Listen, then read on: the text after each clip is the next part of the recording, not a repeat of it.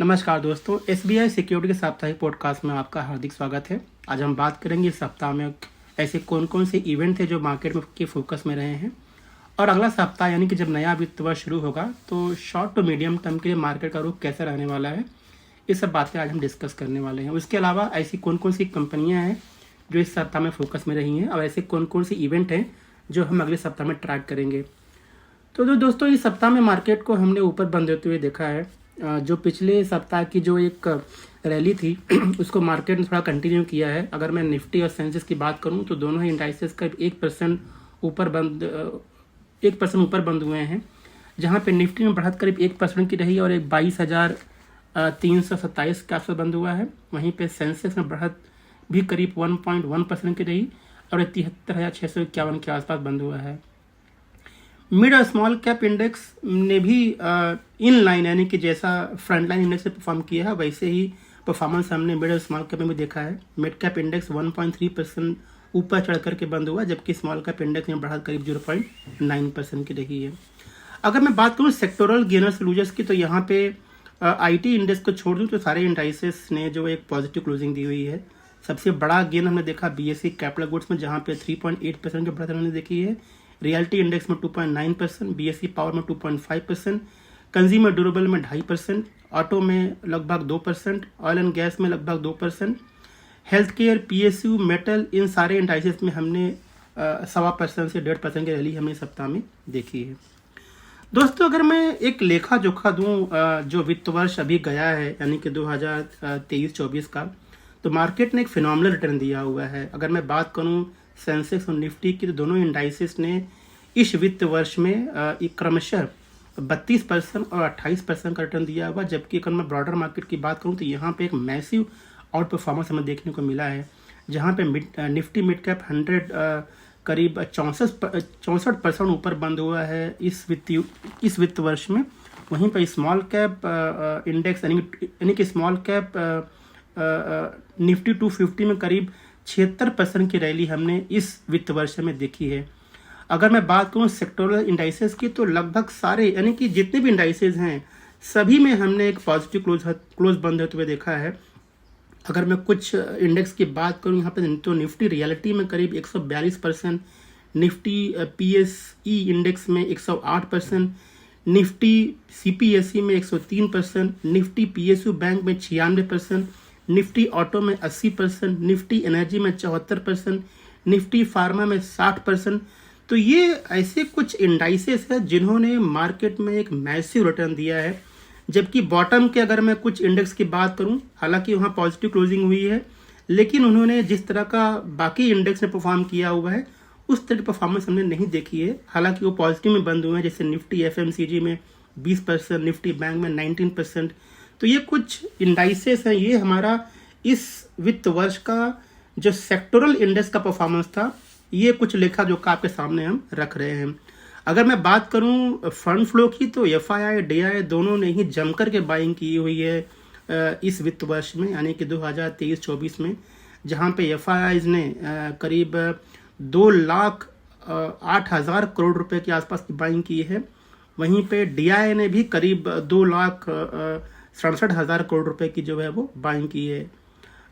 2,06,000 करोड़ रुपए की बाइंग की हुई है। तो यहाँ पे दोनों ही इंस्टीट्यूशंस ने जो है एक जमकर के बाइंग की है। इसके पीछे शायद ये भी एक कारण रहा कि जो हमारा बाजार है, एक अच्छा रिटर्न जो है इस वित्त वर्ष में हमने देखा है। अगर मैं बात करूं अगले साल की, जो नया वित्त वर्ष शुरू होगा अगले सप्ताह से यानी कि 1 अप्रैल से, तो यहाँ पे जो नियर टर्म जो इवेंट है जो मार्केट क्लोजली ट्रैक करने वाला दोस्तों, तो एक तब हम सब जानते हैं कि जो इलेक्शन यानी कि जनरल इलेक्शन यानी आम चुनाव की डेट्स आ चुके हैं और 19 अप्रैल को पहले फेज़ की वोटिंग होगी और जून महीने में रिजल्ट आएगा। नई सरकार बनेगी, जुलाई महीने में बजट आने वाला है। तो नई सरकार का क्या रुख रहेगा, किस तरह की उनकी पॉलिसी होगी, इस पे बाजार का फोकस रहने वाला है। उसके अलावा हम सब जानते हैं कि जो अभी फेड की बैठक हुई है उसमें ये कहा गया है कि शायद जून महीने से रेट कट की उम्मीद हम कर सकते हैं, तो मार्केट एक रेट कट का साइकिल भी देखेगा। उसके अलावा जो अमेरिकी जो है अमेरिका में जो है नवंबर 2024 में इलेक्शन होंगे। तो ये नियर टर्म में कुछ ऐसे ट्रिगर्स हैं जो कि बाजार के फोकस में रहने वाले हैं। आइए बात कर लेते हैं पिछले सप्ताह में वो कौन कौन सी कंपनियां थी, उनके टॉप गेनर्स लूजर्स क्या थे। तो निफ्टी में बात करूं तो निफ्टी में जो टॉप 5 गेनर्स रहे हैं वो हैं Bajaj finance, Adani ports, L&T, Bajaj Finserv और NTPC। यहाँ पे बढ़त हमने 3.5% से 7.5% के बीच में देखी है। जबकि गिरने वाले जो कंपनीज थी इंडेक्स के अंदर वो हैं Tata consumer, Wipro, LTI Mindtree, tech Mahindra, HCL tech. यहाँ पे गिरावट लगभग 1% से 2.5% के बीच में रही है। दोस्तों आइए बात कर लेते हैं कुछ ऐसे मॉनिटरेबल्स की जो मार्केट जो है क्लोजली ट्रैक करता है। तो पहले बात करते हैं FII DIS की। तो यहाँ पे एक मिक्स ट्रेंड हमें देखने को मिला है इस सप्ताह में, जहाँ पे FII ने 3,172 करोड़ रुपए की बाइंग की, सेलिंग की इस सप्ताह में। वहीं पे DI ने करीब 6,222 करोड़ रुपए की बाइंग की है। अगर मैं बात करूं ब्रेंट क्रूड की, तो ब्रेंट क्रूड जो है लार्जली स्टेबल रहा है इस सप्ताह में $86 पर बैरल के आसपास। जबकि US बॉन्ड यील्ड में भी ज़्यादा हलचल हमने नहीं देखी है और ये 4.2% के आसपास जो है वो बंद हुआ है। आइए बात कर लेते हैं कुछ ऐसी कंपनियां जो इस सप्ताह में फोकस में रही हैं। तो पहला बात कर लेते हैं अदानी एंटरप्राइज की। तो यहाँ पे उनकी जो सब्सिडरी है कच्छ कॉपर ने उन्होंने जो है मुंद्रा के आसपास, मुंद्रा पे जो उनका पहला ग्रीनफील्ड जो कॉपर रिफाइनरी प्रोजेक्ट है उसको उन्होंने कमीशन कर दिया है। तो ये लॉन्ग टर्म में अदानी एंटरप्राइज के लिए पॉजिटिव हो सकता है। दोस्तों L&T ने कहा है कि कंपनी का जो बिल्डिंग और फैक्ट्री बिजनेस है उनको जो है कई ऑर्डर्स मिले हैं अंतर्राष्ट्रीय मार्केट से, जिसकी वैल्यू करीब 2,500 से 5,000 करोड़ रुपए के आसपास की है। तो ये लॉन्ग टर्म में उनके लिए जो है वो पॉजिटिव होगा। BHEL यानी भारत हेवी इलेक्ट्रिकल्स ने कहा है कि उनको 4,000 करोड़ रुपए का एक ऑर्डर मिला हुआ है अदानी पावर से 1,600 मेगावाट के थर्मल पावर प्रोजेक्ट के लिए छत्तीसगढ़ में। तो ये उनके लिए लॉन्ग टर्म में पॉजिटिव है। वरुण बेवरेजेस ने कहा है कि उन्होंने जो अफ्रीकन कंपनी है उसको उन्होंने अक्वायर कर लिया जिसका नाम है BV Co। और यहाँ पे कंपनी आगे चल करके करीब जो है 6 से 60 करोड़ रुपए की जो है बैंक गारंटी भी इशू की हुई है क्रेडिट फैसिलिटी के लिए। तो ये उनके लिए लॉन्ग टर्म पॉजिटिव हो सकता है। कंपनी अपना बिजनेस को एक्सपांड कर रही है बाकी कॉन्टिनेंट्स के अंदर।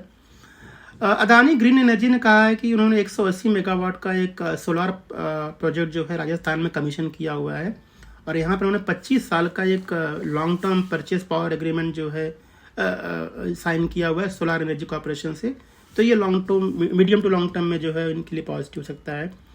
HPCL ने कहा है कि उन्होंने टाटा पैसेंजर इलेक्ट्रिकल मोबिलिटी के साथ में एक टाई अप किया हुआ है और आगे चल करके यहाँ पे 500 पब्लिक चार्जिंग स्टेशन जो है वो बनाएंगे।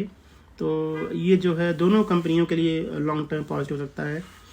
कल्पतरू पावर इंटरनेशनल ने कहा है कि उनको ट्रांसमिशन एंड डिस्ट्रीब्यूशन के लिए करीब 2,071 करोड़ रुपए का ऑर्डर मिला हुआ है। तो ये उनके लिए पॉजिटिव है लॉन्ग टर्म के लिए। डॉक्टर रेड्डी ने कहा है कि उन्होंने सनोफी के साथ में एक वैक्सीन यानी कि जो टीके का जो डिस्ट्रीब्यूशन है उसके लिए उन्होंने एक डील साइन की हुई है। और आगे चल के जितने भी टीके जो कंपनी बनाती है सनोफी, जिनका इस्तेमाल बच्चों और बड़ों के लिए किया जाता है, जैसे हेपेटाइटिस के लिए है या फिर टेटनस के लिए है या डायरिया के लिए है, तो इन सभी टीकों की मार्केटिंग जो है वो डॉक्टर रेड्डी यहाँ पे करेगी। तो दोनों कंपनियों के लिए लॉन्ग टर्म में जो है पॉजिटिव सकता है दोस्तों। इसके अलावा सिप्ला ने भी सनोफी के साथ में टाई अप किया हुआ। आगे चल करके सेंट्रल नर्वस सिस्टम जो ड्रग्स होते हैं जिनका इस्तेमाल जो है डिप्रेशन की दवाइयाँ बनाने में किया जाता है, तो जितनी भी दवाइयाँ बनेंगी CNS के अंदर यानी कि सेंट्रल नर्वस सिस्टम में, इसको मार्केट करेंगे। तो सिप्ला और सनोफी के लिए लॉन्ग टर्म में पॉजिटिव है। उसके अलावा अदानी पावर ने कहा है कि कॉम्पिटिशन कमीशन ऑफ इंडिया से उन्हें अप्रूवल मिला हुआ है और ये लैंको अमरकांतक पावर लिमिटेड को जो है वो 100% स्टेक उसमें एक्वायर करेंगे। तो ये उनके लिए न्यूट्रल टू पॉजिटिव है लॉन्ग टर्म में। श्याम मेटालिक ने कहा है कि उनका जो जॉइंट वेंचर है उनको एक लेटर ऑफ इंटेंट मिला हुआ है महाराष्ट्र से एक आयरन ओर ब्लॉक के लिए, जिसका करीब साइज एरिया है 1,526 हेक्टेयर्स। और इन सारे लैंड एरिया में वो माइनिंग के लिए एक्सप्लोर करेंगे। तो ये लॉन्ग टर्म में श्याम मेटालिक के लिए जो है वो पॉजिटिव है। प्रताप स्नैक ने कहा है कि जो उनका जम्मू एंड कश्मीर में प्लांट है वो उन्होंने इसका कमर्शियल प्रोडक्शन जो स्टार्ट कर दिया है, तो ये भी उनके लिए लॉन्ग टर्म में जो है वो पॉजिटिव है। आइए बात करते हैं कुछ ऐसी कंपनियों में जिनमें हमने रिकमेंडेशन दिया है इस सप्ताह में। तो हमने 2 स्टॉक पे रिकमेंडेशन दिया है। एक तो पिक ऑफ द डे में दिया है और दूसरा हमने दिया है पिक ऑफ द वीक में। तो पिक ऑफ द डे में जो हमने कॉल दिया है वो है सिग्निटी टेक्नोलॉजी लिमिटेड। 1250 का प्राइस है और 1375 का हमारा टारगेट प्राइस है। सिग्निटी जो है दोस्तों ये एक लीडिंग सॉफ्टवेयर टेस्टिंग कंपनी है। ये भारतीय बाज़ारों में ही नहीं बल्कि विश्व के बाज़ारों में भी ये one of the leading player है और कंपनी ने अपने बिजनेस को काफ़ी ट्रांसफॉर्म किया है पिछले कई सालों में। और आगे चल के कंपनी ये कह रही है कि जो उनका 1800 करोड़ रुपए का जो सेल्स है 9 महीने का, या यूं कहें कि जो ट्रेलिंग 12 महीने पिछले 4 क्वार्टर का सेल्स जो उनका है 1800 करोड़ रुपया, वो इसको आगे चल करके करीब $1 बिलियन लगभग 8000 करोड़ रुपया वो करेंगे अगले 5 से 6 सालों में। तो एक अच्छी रेवेन्यू विजिबिलिटी दिख रही है कंपनी के अंदर। और दूसरी बात ये है दोस्तों कि यहाँ पे जो मार्केट साइज है सॉफ्टवेयर टेस्टिंग का बहुत बड़ा है, तो इसको भी कंपनी एक्सप्लोर करेगी भविष्य में। तो और वैल्यूएशन भी ठीक ठाक है, करीब 18 के आसपास है। 18 का पी चल रहा है कंपनी का, जो अभी रिसेंटली जो उनका ट्रेलिंग 12 मंथ का अर्निंग हुआ है। तो ओवरऑल हमें ये कंपनी अच्छी लग रही है, हमें लगता है कंपनी अच्छा परफॉर्म करेगी भविष्य में। दूसरा हमने जो कॉल दिया है वो है टीटागढ़ वैगन्स। ये करीब 896 पे हमने रेकमेंड किया था और टारगेट है 1030 के आसपास का। तो हम सब जानते हैं टीटागढ़ रेल सिस्टम जो है एक ऐसी कंपनी है जो कि रोलिंग स्टॉक बनाती है रेलवे के लिए। उसके अलावा कंपनी जो है इलेक्ट्रिक प्रोपल्शन बनाती है, ट्रैक्शन मोटर बनाती है, उसके अलावा व्हीकल कंट्रोल सिस्टम भी बनाती है, रेलवे के वैगन्स बनाती है जिनका इस्तेमाल जो है गुड्स ट्रेन और पैसेंजर ट्रेन दोनों के लिए किया जाता है। तो ये कंपनी का मॉडल हमें काफ़ी अच्छा लगा दोस्तों। पहली बात तो ये है कि कंपनी के पास अच्छा खासा ऑर्डर बुक है। अगर मैं बात करूँ दिसंबर महीने में, तो दिसंबर के क्वार्टर रिजल्ट के बाद में कंपनी ने कहा है कि उनके पास 27,466 करोड़ रुपए का ऑर्डर बुक है और ये ऑर्डर बुक जो है अगले कुछ सालों में एग्जीक्यूट होंगे। तो अच्छी खासी रेवेन्यू विजिबिलिटी यहाँ पे दिख रही है। उसके अलावा कंपनी ने कहा है कि जो कंपनी का फ्रेट रोलिंग स्टॉक है, यहाँ पे कंपनी ने कहा है कि उन्होंने हाईएस्ट एवर प्रोडक्शन रजिस्टर किया हुआ है 1021 वैगन दिसंबर महीने में। और कंपनी ने कहा है कि ये रन रेट आगे चलकर वो मेंटेन करने वाले हैं भविष्य में और मार्जिन भी यहाँ पे काफ़ी बढ़िया है, 10 से 11% का है। उसके अलावा जो पैसेंजर रोलिंग स्टॉक्स है, यहाँ पे कंपनी करीब यहाँ पे 3 से 4 कोच बनाती है पर महीने, यानी हर महीने 3 से 4 कोच बनाती है। आगे चल के वो कह रहे हैं कि थर्ड क्वार्टर यानी कि दिसंबर 2025 तक वो करीब 15 से 20 कोच बनाएंगे हर महीने और आगे चल करके इसको 72 से 73 कोच जो है वो कर देंगे अगले 3 से 4 सालों में। तो मतलब जिस तरह का स्पेंडिंग है रेलवे सेगमेंट के अंदर दोस्तों, रेलवे में सरकार काफ़ी कुछ खर्च कर रही है। तो हमें लगता है कि जो पैसेंजर ट्रेन्स के जो कोचेस हैं उनकी डिमांड बढ़ेगी, मेट्रो कोचेस की डिमांड बढ़ेगी। तो ये कंपनी एक बेनिफिशियरी होगी भविष्य में चल करके आगे। और वैल्यूएशन की बात करूँ दोस्तों, 2025 के अर्निंग पे करीब 31 के पी पे चल रहा है। तो हमें लगता है कंपनी अच्छा परफॉर्म कर सकती है भविष्य में। आइए बात कर लेते हैं। तो दोस्तों ये था हमारा इस सप्ताह का लेखा जोखा और इस वित्त वर्ष का लेखा जोखा। अगर मैं बात करूं अगले सप्ताह की, जब हम नए वित्त वर्ष में शुरुआत करेंगे 2025 की, यानी कि 2024-25 की, तो कई ऐसे इवेंट हैं जो अगले सप्ताह में फोकस रहने वाले हैं दोस्तों। तो मार्केट उनके ऊपर भी नज़र रखेगा। पहली बात तो क्या है कि जब ये महीना एंड हो रहा है मार्च का, तो मार्च महीने का जो ऑटो का सेल्स नंबर है वो आएगा 1 अप्रैल को। तो वहाँ पे ऑटो के सेल्स के नंबर कैसे रहे हैं उस पर मार्केट रिएक्ट करेगा। तो ऑटो कंपनियाँ जो है फोकस में रहने वाली हैं। उसके अलावा दूसरे सप्ताह से, यानी कि अप्रैल का जो दूसरा सप्ताह होगा, वहाँ से चौथे क्वार्टर यानी कि जो वित्त वर्ष हमारा अभी जा रहा है 2023-24, उसकी अर्निंग की शुरुआत होगी। तो यहाँ पे आईटी कंपनियों और बैंक की शुरुआत होगी। तो जो अर्निंग सीजन है वो बाजार में फोकस में रहने वाला है। उसके अलावा दोस्तों आरबीआई की जो है वो पॉलिसी बैठक भी होगी अगले सप्ताह में 3 अप्रैल से 5 अप्रैल के बीच में। तो वहाँ पे क्या कुछ निकल के आता है, आरबीआई का क्या रुख है इन्फ्लेशन को लेकर के या रेट कट्स को लेकर के, इस पे जो है बाजार जो है फोकस में करेगा। तो दोस्तों अगले सप्ताह में बहुत सारे ऐसे इवेंट हैं जो फोकस में रहेंगे। हमारा इन्वेस्टर से अनुरोध यही रहेगा कि जब भी आप कोई स्टॉक खरीदते हैं तो अच्छी क्वालिटी के स्टॉक खरीदें। माइक्रो कैप यानी बहुत छोटी कंपनियों से थोड़ा अवॉइड करें, लार्ज कैप में फोकस करें, ताकि आप अपने रिस्क और रिटर्न को काफ़ी हद तक जो है वो बैलेंस कर सकें। उसके अलावा दोस्तों हमारी रिपोर्ट में हमने कॉर्पोरेट एक्शंस भी कवर किए हुए हैं, यानी वो कंपनियां जो आगे चल के डिविडेंड बोनस जिनका स्टॉक स्प्लिट होने वाला है, या कई कंपनी को जो बोर्ड बैठक होने वाली है उसमें क्या एजेंडा है, ये सारे चीज़ें हमने हमारे रिपोर्ट में कवर किया हुआ है। आप हमारे वेबसाइट पर जाकर के वो रिपोर्ट को आप पढ़ सकते हैं। तो दोस्तों ये था हमारा इस सप्ताह का वीकली रैप।